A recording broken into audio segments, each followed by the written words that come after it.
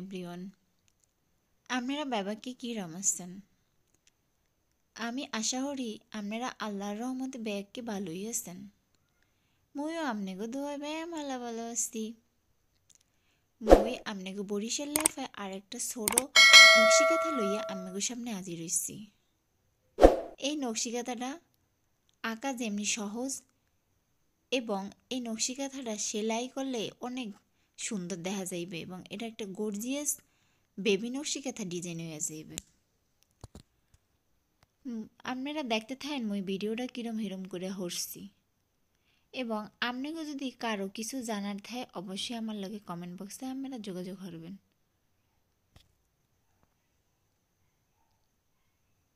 এই খাতাটা মই স্কেল দিয়ে অনেক সহজ নিয়মে আঁকছি। এটা ছোট একটা বেবি নকশিকাথা ডিজাইন হইল।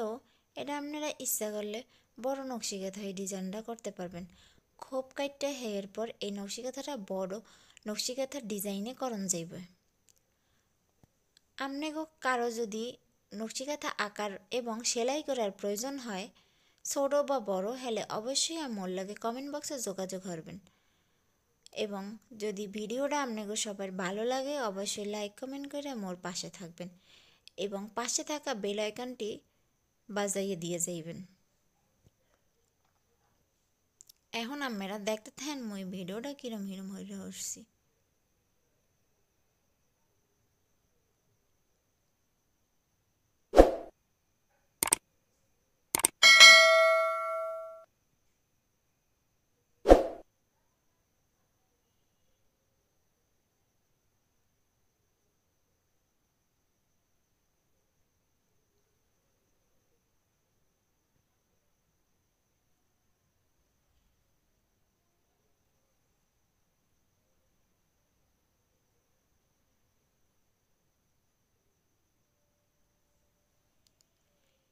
এই খাতাটা আঁকতে যেরকম সহজ এবং দেখতেও অত সুন্দর।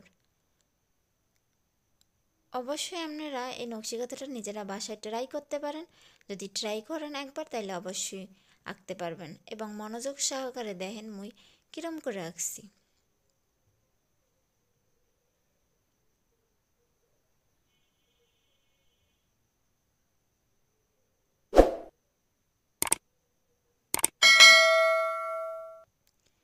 আমার চ্যানেলের ভিডিও যদি আপনাকে ভালো লাগে অবশ্যই সাবস্ক্রাইব করে আমাকে পাশে থাকবেন।